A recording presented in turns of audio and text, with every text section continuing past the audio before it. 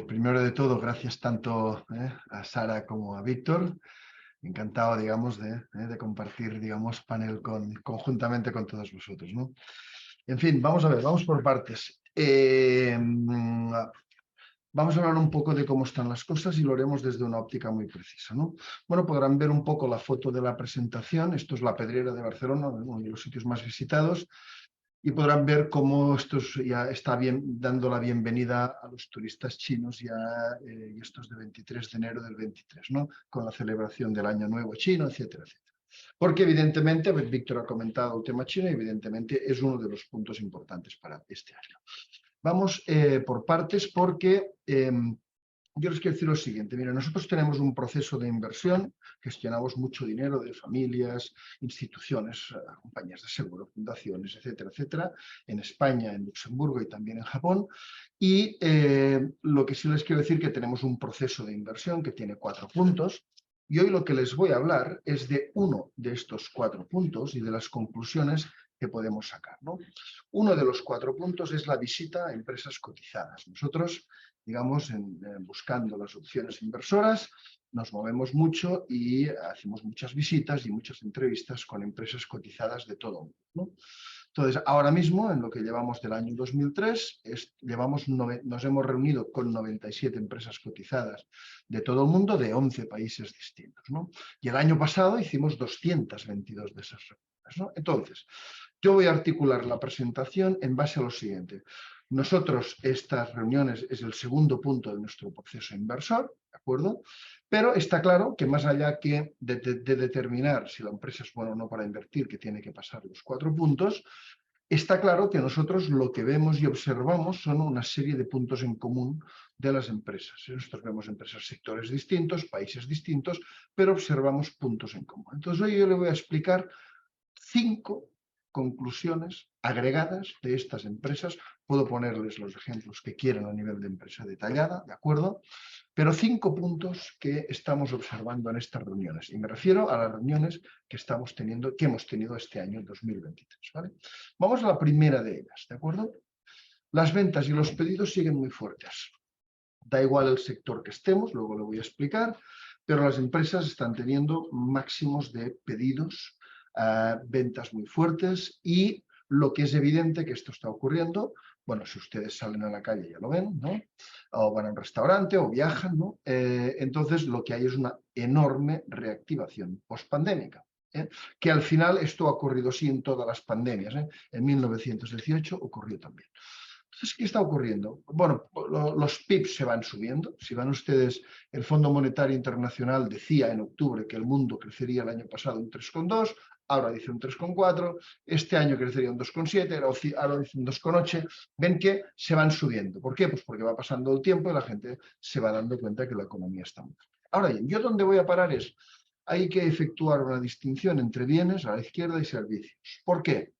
Que durante la pandemia, estos son los meses justos cuando inició la pandemia. Aquí tienen la tendencia histórica de subida de los bienes, pero pueden ver que durante la pandemia compramos más bienes de los que la tendencia histórica. Pues ¿por qué? Porque estábamos en casa y vía Amazon, vía como sea, podíamos comprar sofás, cortinas, ordenadores o lo que fuera, ¿vale? Ahora, dado que las restricciones del virus se centraron en los servicios cayeron fuertemente. Luego se han recuperado muy fuerte, pero lo que está claro es que hay un déficit de servicios acumulado de 2 años, ¿no? Y entonces durante toda la pandemia hemos ido diciendo, no, los servicios en cuanto acabe la pandemia van a seguir creciendo a su ritmo habitual, pero durante un tiempo se va a consumir más intentando cerrar este gap que había aquí. ¿De acuerdo? Bien.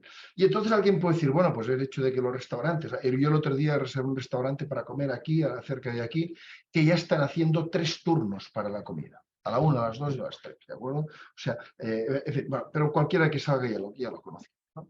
Entonces, ¿dónde vamos con esto? Yo pensaba esto, pero les tengo que decir una cosa. Fruto de nuestro trabajo, nosotros tenemos una gran especialización en sector turístico. Tenemos el fondo español, el fondo que gestionamos en Japón y el que abrimos ahora en Luxemburgo. Y entonces, aparte de visitar empresas, pues asistimos a eventos. Y a finales de noviembre del año pasado hubo el evento más importante de turismo, WTTC, que están, digamos, estaban 53 ministros de turismo todo el mundo, estaban, bueno, un montón de políticos, está así, pero además estaban, digamos, los CEOs de las empresas del mundo más importantes, Marriott, Hilton, es decir, montones, ¿de acuerdo? Es el evento número 1 en el mundo y se celebra en Riad. Bien, entonces solo déjenme que le diga una cosa. Les destaco de lo que se dijo ahí. Antonio Capano, CEO de Marriott, dijo algo parecido a lo que yo estaba diciendo toda la pandemia. Dice que no le sorprende que el turismo se haya recuperado tan rápido porque viajar forma parte de la naturaleza humana. Hasta aquí es lo mismo que estábamos diciendo. Bien, pero el CEO de Hilton y otros grandes CEOs de allí dieron un punto distinto. Él lo que decía es, cuidado porque una vez la gente ha visto que puede estar encerrada en su casa 2 años, prácticamente, ¿de acuerdo? Lo que va a ocurrir es que ya no solo quiere recuperar el tiempo perdido de estos 2 años, sino que, según sus palabras, el tema de turismo o de servicios en general va a crecer más de lo que crecía antes de aquí. Si tiro para atrás en la presentación, quiere decir, la tesis del CEO de Hilton es no que la tendencia de servicios sea la misma que antes, sino que cambie y que tenga mayor pendiente. Bien. Por cierto, aquí esto ya es una anécdota. O sea, estaba en una de las reuniones este hombre, yo soy el hombre más poderoso que nunca he tratado. Es el ex CEO de Aramco muchos años, ¿de acuerdo? Es la empresa mayor del mundo, el año pasado ganó 160.000 millones de dólares. Y que sepan que en Arabia Saudita lo que están haciendo ahora es, han decidido que el turismo es el nuevo oro negro y han hecho una inversión de están haciendo hasta el año 2030 de 6 trillones de dólares en turismo y de la cual cosa no hay precedentes. Quieren tener más turistas que Estados Unidos, ¿de acuerdo? No hay precedentes, nadie ha gastado tanto en turismo, pero ellos no. Entonces aquí al final, ¿qué tenemos que ver ahora? Bueno, una de las cosas que tenemos que ver es, una vez recuperados, digamos, la pandemia vuelta a la normalidad, lo que tenemos que ver es cuál de las dos tendencias coge, ¿no? Bien. Nosotros hemos monitorizado, y acabamos con esto, todas las restricciones de todos los países tenían por el virus, las tenemos monitorizadas con un índice de la Universidad de Oxford. Fueron de 0 no restricciones a 100 sería máximas restricciones, llegaron a 80 y luego ya han ido cayendo y ahora están en 16. Bueno, en diciembre, ahora ya no lo miramos más, porque ahora ya mismo los países, pues Alemania, Francia, estaban en 60, 70 y tal, y ahora pues han bajado todos. Y el último en bajar fue China, que mantuvo restricciones altas, hasta que, digamos, en enero abrió ya las puertas, ¿no? Y nosotros decíamos que iba a abrir entre octubre de 22 y marzo del 23. Al final abrió en enero. Bueno, que sepan que estos países no están puestos aquí por casualidad, son los países que sus habitantes, cuando salen fuera, gastan más dinero en términos absolutos en turismo, el número 1 los chinos, Estados Unidos, etcétera, etcétera, y que sepan, estos de refilón, que durante unos meses estos países tuvieron más restricciones que el resto del mundo. ¿Y por qué lo tuvieron? Porque hubo una época en que se aplicaron restricciones para evitar que la gente suya, que es sale mucho de turismo, pues para evitar que saliera y que se quedara en su país. Y esto yo que lo decía con las tesis de estos números, Theresa May, que estaba en este evento que les digo de Riad, lo admitió en público, que lo que ocurrió en verano de 2021 es inexplicable, este tipo de proteccionismo. Pero bueno, no estamos aquí para hablar. Lo que sí les quiero decir es que podemos considerar que las restricciones son tan bajas, por ejemplo, estos números reflejan ponerse una mascarilla para ir a una farmacia. ¿Vale? Bien, ¿qué ha ocurrido? Bueno, pues que el gasto se ha disparado. ¿Bien? Y voy a poner 3 ejemplos muy rápidos.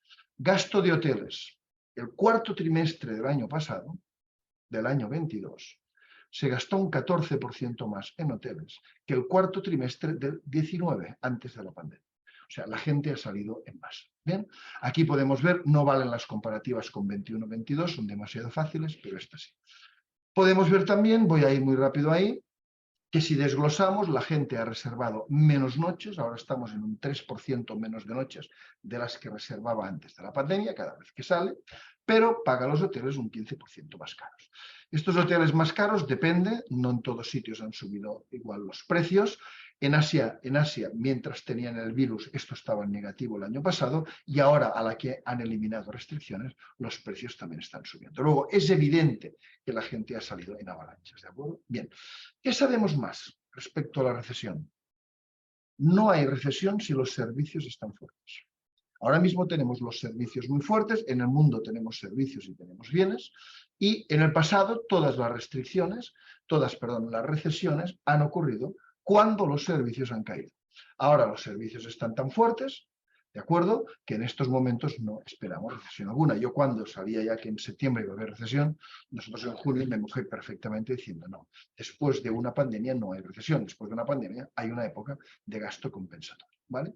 ¿Y por qué es tan importante, digamos, este tema de que no hay recesión? Porque saben ustedes dos cosas. Los servicios primero, pesan más en la economía que los bienes, y número dos, muy importante, son muy intensivos en mano de obra. Bien, ahora vamos al dinero. Ustedes habrán oído decir, bueno, de acuerdo, la gente ha salido más en la calle, eso es evidente, no se puede negar, pero hay una tesis que dice, no, esto es que se están gastando el ahorro que, digamos, generaron durante la pandemia. Bien, pues esto es una falacia económica y se lo digo con números muy claros. En Estados Unidos, último dato, hay un 37% más de dinero que antes de la pandemia. En la zona euro hay un 23% más de dinero que antes de la pandemia. Pero para no entrar en términos abstractos, entro en algo que todos, digamos, podemos ver, que son los depósitos a la vista y a plazo de los hogares españoles, de las familias. Y pueden ver lo siguiente, esto es el importe, datos Banco de España, y pueden ver el año 2020 se ahorró 65.000 millones de euros, es una barbaridad en España. El año 21, 42.000, pero el año pasado se ahorraron 42.000 millones más. Luego, ¿cómo es que ya con el gasto que tuvimos el año pasado fuerte, recuerden que España creció un 5,2%, por ejemplo, cómo es que se sigue ahorrando? Entonces, ahora mismo la gente está consumiendo y ahorrando a nivel agregado, por supuesto, ¿no? Entonces, la primera clave es fortaleza de servicios. Esto es la primera clave que tenemos que seguir mirando. Pero hay la segunda clave, que es lo que da la gasolina para que este consumo siga siendo tan fuerte. Y es la tasa de paro. Podemos ver que las tasas de paro permanecen en zonas de mínimos históricos. Digamos, en Estados Unidos, esto es desde el año 79, estamos en una tasa de paro del 3,5, mínimos.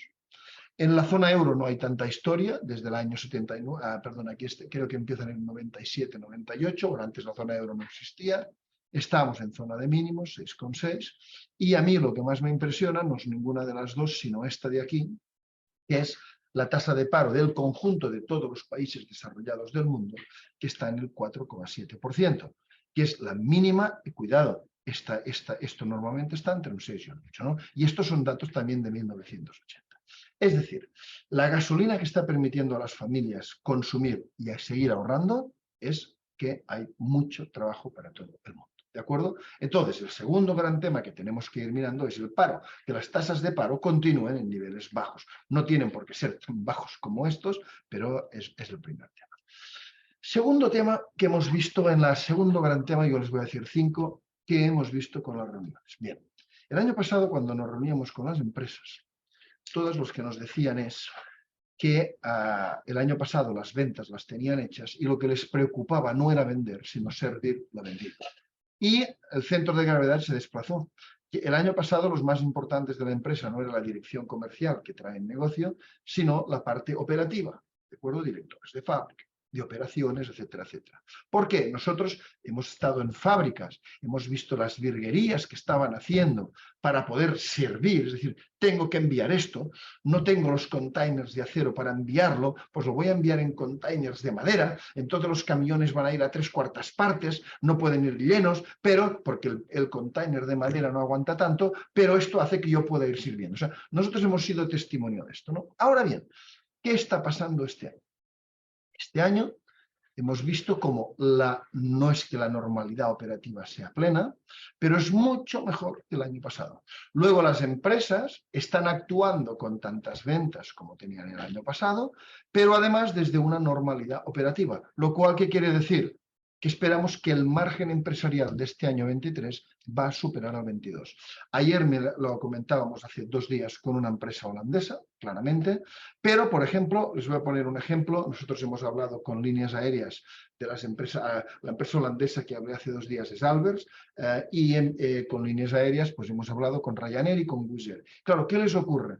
Pues les ocurre que, por ejemplo, el año pasado, saben ustedes, había aeropuertos que como no podían tener gente, digamos, para control, o control de pasaportes, o control de maletas, etcétera, etcétera, hubo aeropuertos que tuvieron que decir que no podían admitir a más gente. Heathrow cerró y dijo, yo solo puedo 100.000 pasajeros diarios, ¿no? Entonces, ¿qué nos ocurre? Estas líneas nos están diciendo, cuidado, es que resulta que ahora, este año tengo más demanda que el año pasado, pero es que además no tengo restricciones y opero más. Luego, más ventas y más márgenes, ¿no? Y esto lo estamos notando masivamente. Les doy solo una diapositiva para ilustrar esto de que se está normalizando la parte operativa. Y este es un índice, el índice de Shanghai Shipping.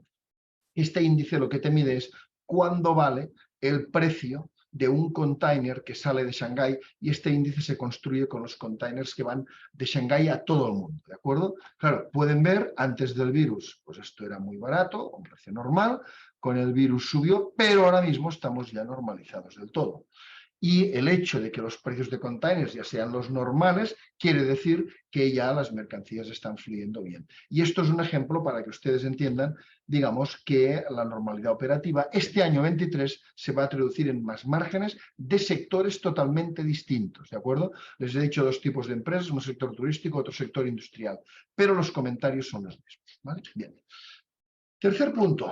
Este punto solo lo voy a explicar, pero quiero que lo entiendan. Durante la pandemia lo que vimos es que las empresas como que les venían ventas y lo que les costaba es que les llegaran mucho, digamos, las materias primas, etcétera, etcétera, lo que hacían es tener más stocks, más inventarios de los normales. ¿Por qué? Porque todas perdieron algo de ventas, años 21 y año 22, porque no disponer del stock para vender. Entonces, más o menos de media, las empresas que nosotros hemos visto, las empresas tenían alrededor de un 20% de stock más de lo normal, porque preferían tener más stock que no perder ventas. Bien, ahora, ¿qué está ocurriendo? A todas las empresas, sean del sector que sean, esta pregunta se la formulo, ¿de acuerdo? Cuando tenemos las reuniones. Y le decimos, un momento, ¿cuándo vas a volver al just in time? Es decir, ¿en qué momento te vas a fiar ya de que todo está bien y vas a dejar de comprar para que tu stock, en vez de estar a 120, se vaya al 100 normal, ¿no? Primero, no vemos a ninguna que diga que no va a volver al just in time, todas van a volver, pero sí observamos diferencias del cuándo. Poco a poco lo están haciendo, pero os puedo asegurar de que lo están haciendo en general a un ritmo lento. Si las empresas lo que están diciendo, de acuerdo, voy comprando un poco menos, voy a volver poco a poco a mi stock ideal, pero no pensamos que el conjunto de empresas en general, por lo que nos dicen ellos, vayan a estar en stocks ideales este año. Esto lo vemos más para 2024 que para 2023. Y aquí les puedo poner, si alguien quiere interés, en muchas, digamos, de las preguntas, digamos, que nos hemos hecho y con montones de empresas que hemos hablado. ¿De acuerdo? Bien. El cuarto gran punto de los 5 es que existe esta escasez generalizada de personal. ¿De acuerdo? Es generalizada. Solo hay un sector, una empresa de las que hemos hablado, y se la puedo comentar, ¿de acuerdo? Nos ha dicho lo contrario porque tiene un sector distinto que la subida de tipos le ha afectado, ¿de acuerdo? Los demás, hay problemas en todas las empresas para encontrar, digamos, trabajadores. Los salarios suben, sí, lo sabemos. Cuando hablamos con empresas belgas, por ejemplo, en Bélgica, la regularización del salario es automática. Es decir, si el IPC ha sido de un 7, suben el salario un 7% todos los trabajadores del país. Esto va así, y en otros sitios no, hay negociaciones, y entonces vemos las dificultades que hay. En Estados Unidos la dificultad es enorme, pero nos pasa en todos sitios y en todos los sectores. Nos lo dice un hotel, pero ya no es que no encuentra cocineros, es que no encuentra personal de todo tipo, ¿de acuerdo? Y nos lo dicen empresas de tecnología y nos lo dicen bueno, empresas de aviación, esto es por supuesto, pero nos lo están diciendo empresas de sectores muy distintos. Y aquí, solo para ilustrar este punto, les pongo una sola diapositiva, que es la siguiente, ¿no? Esto es, cada vez estos Estados Unidos, que una persona se queda sin trabajo, yo hoy me quedo sin trabajo, pero ese mismo día que me quedo sin trabajo, ¿cuántos trabajos nuevos salen que buscan gente? ¿De acuerdo? Normalmente esto está, pues esto es 1, pues está por debajo, tal. Ahora Estados Unidos ha llegado a 2 y a 1,7. Esto no estaba visto desde años 60. ¿De acuerdo? O sea, no había habido, los Estados Unidos no recuerdan esto de aquí. En Estados Unidos hay mucha rotación de personal, etcétera, etcétera. Como las empresas que hablamos normalmente tienen, digamos, operativas en muchos lugares del mundo, podemos comparar qué les pasa en las plantas que tienen en Turquía o los que tienen en Estados Unidos, los que tienen en Alemania o en España, etcétera, etcétera. ¿De acuerdo? Bien. Y vamos al quinto punto. Entonces, que este es un tema muy curioso. ¿De acuerdo? Porque, y lo vamos a ver, y vamos a ver un poco la inflación y vamos a ver cómo está, resulta que hay ciertos aspectos muy importantes para las empresas, centros de coste, que les han bajado mucho ya el precio. Estamos hablando de materias primas, de costes energéticos, de costes de transporte. Bien, hay otros que están subiendo, como son los costos laborales, ¿de acuerdo? Pero los demás están bajando. Entonces, una pregunta recurrente en las reuniones, les decimos, señores, ¿cuándo van ustedes a bajar el precio de venta? ¿De acuerdo? Y tengo que decirles que lo que está ocurriendo es que no bajan los precios de venta. Las empresas les están bajando una serie de costes, están manteniendo los precios de venta, lo cual quiere decir, es otra fuente por la cual los márgenes empresariales van a ser muy buenos este año. El año pasado los márgenes empresariales rondaron los máximos históricos, ¿de acuerdo? Pues bien, este año, tal y como va con las cosas que les digo, van a ser superiores. Ah, por cierto, antes de explicaros este punto bien, por ejemplo, una sola empresa nos ha dicho que van a bajar fuertemente el salario de sus trabajadores. Esta empresa es una empresa inglesa, que es una empresa que fabrica casas para la venta. ¿De acuerdo? Y aquí, en todo el tema de albañiles, etcétera, etcétera, también es verdad, en Inglaterra habían subido mucho los salarios, una barbaridad, de este tipo de personal. Incluso habían pasado de trabajar 5 días a 4,5. Bien, ahora mismo sus salarios están cayendo fuertemente. Y fuertemente no es un 10 o un 20%, mucho más. Lo que pasa es que hay que decir que habían subido. El único sector, ¿por qué? Porque el sector de nueva construcción evidentemente es el que nota que la subida de tipos va a afectar no tanto a las promociones que está haciendo ahora, sino a las que va a hacer, digamos, en el futuro. Pero es la única empresa que nos ha dicho que baja salarios. Todas las demás están subiendo salarios. Bueno, vamos a esta defensa de los márgenes de las empresas para este año. Bien, vamos a unos cuantos costes. Aquí tienen las materias primas. Bien, bueno, este es el índice CRB, que es un compendio de todas las materias primas. En la fase primera, cuando salió el virus, subió fuertemente, un 44%.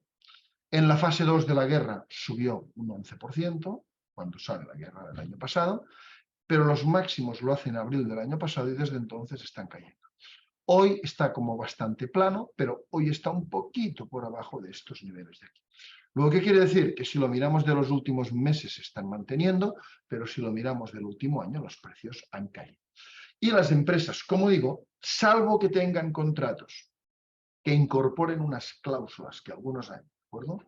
Que son cláusulas donde los precios se negocian automáticamente en función de precios de materias primas, las empresas no están bajando precios. Luego pagan menos de materias primas y los mantienen.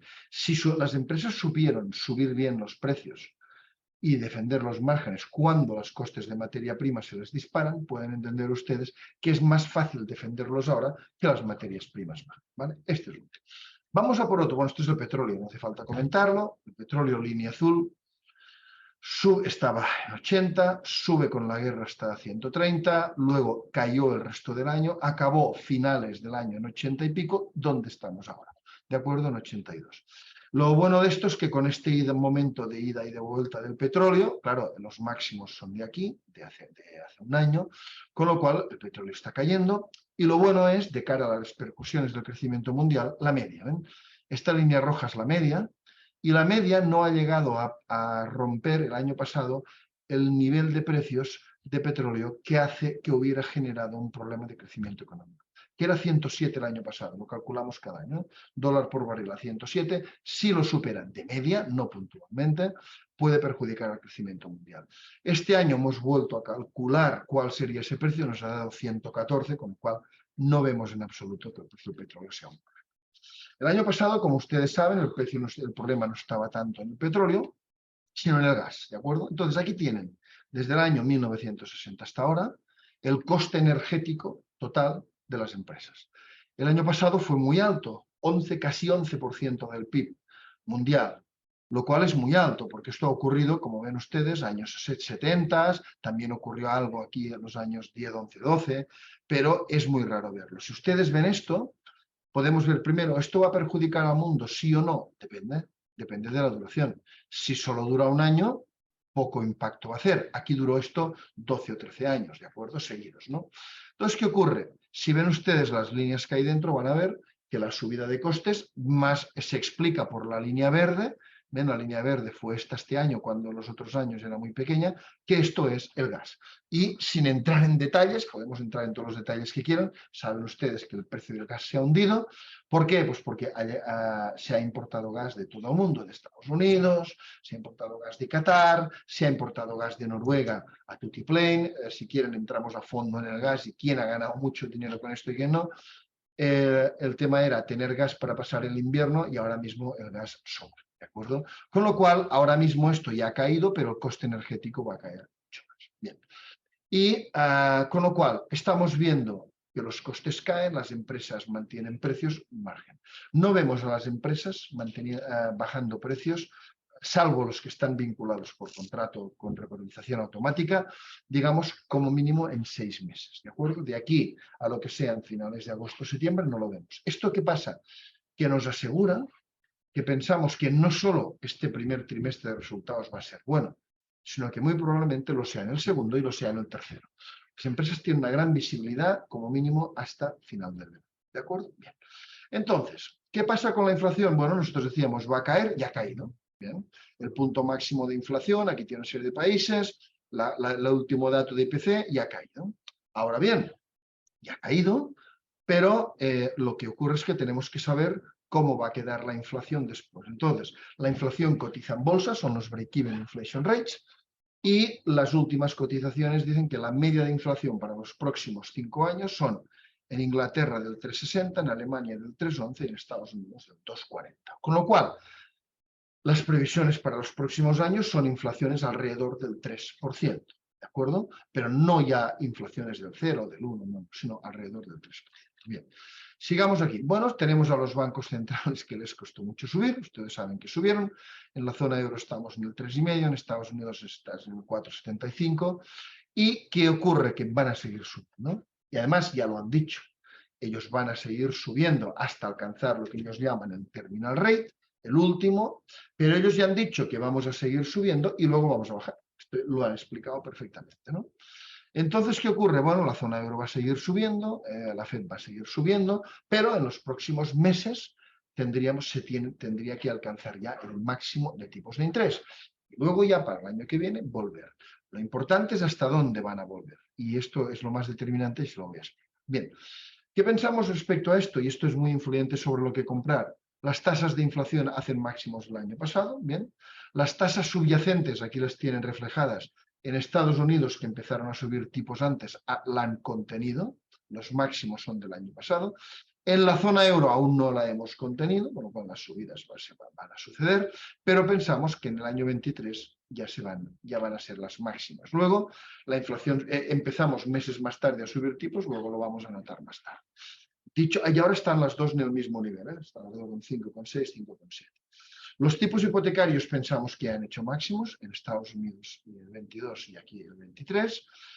Los tipos oficiales de corto plazo, como digo, pensamos que lo van a hacer el año 23, pero no, cuidado, el gran debate no está en los tipos de corto plazo, sino los de largo plazo.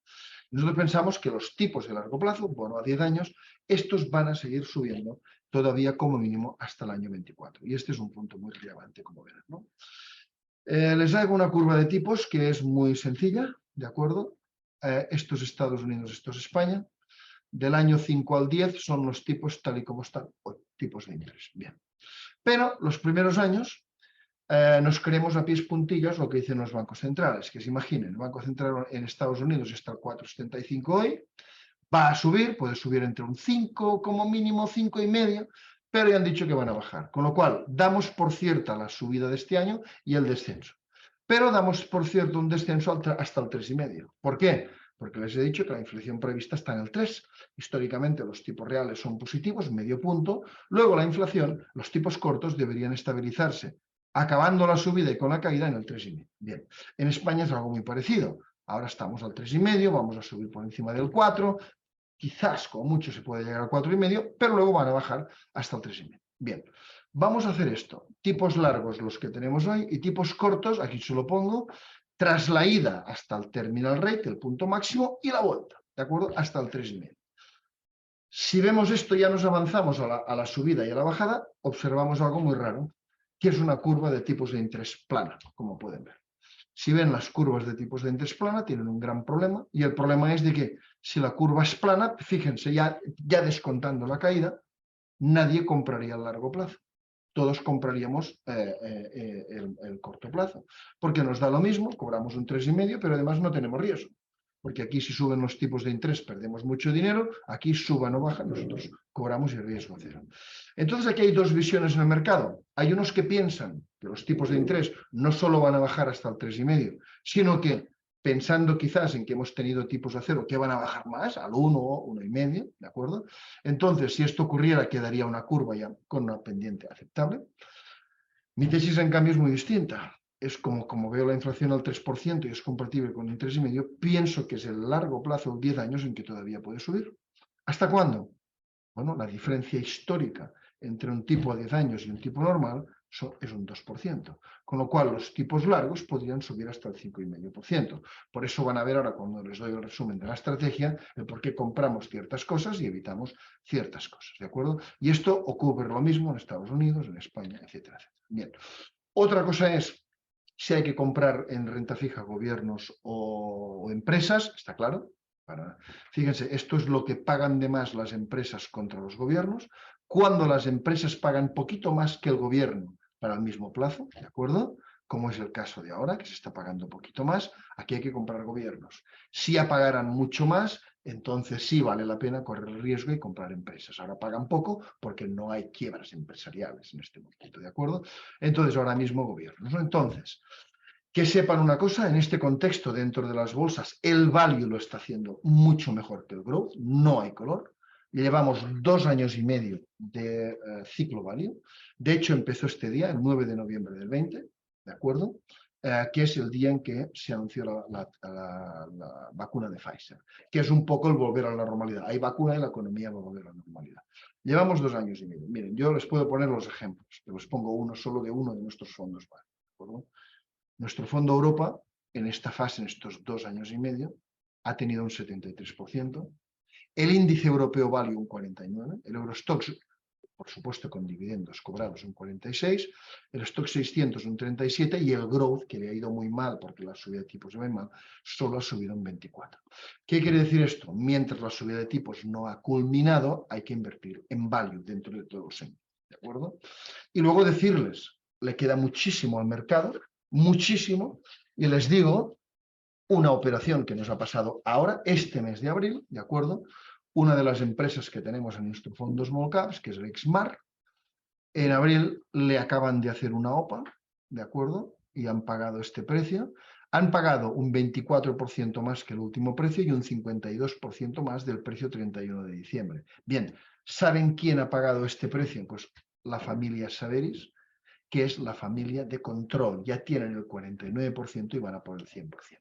En este caso son descuentos de un 50%. Este precio que pagan nosotros lo encontramos correcto y vamos a ir a la OPA y les vamos a ceder las acciones. Que sepan que OPAs el año pasado nos hicieron 7 o 8 empresas que teníamos en cartera y este fondo en concreto le han hecho 35 OPAs como esta en 20 años. ¿De acuerdo? Bien. Acabo con la estrategia un poco y espero con todo lo que les he dicho que lo entiendan bien, ¿no? Primero, mientras la curva de tipos no se haya estabilizado cortos y largo, evitamos duraciones altas. En renta fija esto quiere decir que no compramos vencimientos largos, estamos comprando 6, 9 meses, un año, bien. Y en renta variable, las duraciones altas son los múltiplos elevados, no, estamos comprando growth, que el growth, ya saben ustedes que el año pasado pues, tuvo un año muy malo, ¿de acuerdo? Bien. En renta fija, con estos spreads tan insuficientes, priorizamos comprar gobiernos con crédito, ¿de acuerdo? Bien. No invertimos en contador, en negocios de contador, que son negocios que cuando suben los tipos de interés les bajan los flujos, el valor actual de los flujos, y claro, son valores que pierden dinero. Ahí están temas como el inmobiliario, están temas, digamos, como no sé, renovables, es decir, cualquier cosa que inviertes y te da un flujo, un bono, ¿de acuerdo? Seguimos sin comprar, ¿vale? Cuidado, hay negocios de estos de contador que pueden aumentar con volumen, eso sí los compramos. Por ejemplo, un hotel. El hotel, si ustedes miran el precio de un hotel, el hotel, alguien dice, no, como aumenta el precio de las habitaciones, vamos a suponer que solo fuera el IPC, ya compensa la inflación. No es verdad, si lo hacen con una hoja de cálculo, van a ver con un hotel, con un piso, con lo que ustedes quieran, de que el aumento de alquiler compensa un poquito, el hecho de que el alquiler esté indexado a la inflación, pero no compensa la caída del valor. Entonces, para compensar valor en un entorno inflacionario, hay que invertir. ¿Por qué compramos hoteles? No porque suban el precio de las habitaciones y compensen, que no compensan. Porque si hay actividad económica, el hotel en vez de estar lleno al 60%, está lleno al 70%, eso sí que compensa la inflación. Siempre es el volumen, el aumento de volumen lo que compensa realmente la inflación. Invertir en value lleva 2 años y medio haciéndolo. Que sepan, los ciclos values duran de media un poco más de 4 años, ¿de acuerdo? Llevamos 2 y medio, pero sobre todo los tipos de interés, que toda la estructura de tipos no ha acabado de subir, pues seguimos ahí. También estamos invertidos en países que han estado esperando largamente la inflación, que están saliendo a la calle dando una benedicción, como Japón. Invertimos en sectores donde la subida de tipos de interés les hace ganar mucho dinero sin hacer nada más, seguros, banca, etcétera, etcétera. Sobre todo el gran sector, que es una oportunidad única en la vida, digamos, es el turismo. Nuestro fondo de turismo este año subió un 14%, vamos, comparado esto con lo que van las empresas que hay dentro, ni siquiera ha empezado, ¿no? Y en dólares, nosotros en dólares, una vez el Banco Central Europeo ya empezó a subir tipos, en serio, porque hizo una subida en julio, pero realmente no cambió el mensaje hasta septiembre, entonces en ese momento vendimos los dólares que teníamos y ahora ya estamos comprando dólares con la idea de ir comprando y si llega a 1,15 acabar de comprar. Bueno, esta es un poco, digamos, la estrategia nuestra y esto no es una estrategia, digamos, es la estrategia que estamos aplicando en la gestión de todos nuestros, digamos, fondos de inversión y vehículos en todos estos países que estamos invirtiendo. Y con esto acabo y por mi parte, nada más.